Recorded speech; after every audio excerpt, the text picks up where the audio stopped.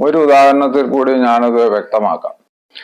ഒരു മൂർച്ചയുള്ള കത്തി നല്ലതാണോ ചീത്തയാണോ എന്ന് ചോദിച്ചു കഴിഞ്ഞാൽ അതിന്റെ ഉപയോഗം മൂലമാണ് നമുക്കത് പറയാൻ പറ്റുകയുള്ളൂ.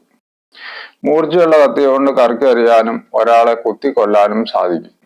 അതുപോലെ തന്നെയാണ് ലൈംഗികതയും. ലൈംഗികത നല്ല രീതിയിൽ വിവാഹബന്ധത്തിൽ ഉപയോഗിച്ചു കഴിഞ്ഞാൽ ലൈംഗികത വളരെ നല്ല ഒരു കാര്യമാണ്. ചിലർക്ക് പാപം എന്ന് കേൾക്കുമ്പോൾ തന്നെ സെക്സ് എന്നാണ് ഓർമ്മ വരുന്നത്. അത് ഒരിക്കലും ഒരു ശരിയായ കാര്യമല്ല. ശരിയായ സെക്സ് വിവാഹബന്ധത്തിൽ ആസ്വദിക്കണമെങ്കിൽ അതിനും ഒരു ദൈവാനുഗ്രഹം ആവശ്യമാണ്. അതുകൊണ്ട് സെക്സ് അതിൽ തന്നെ ഒരു പാപമല്ല.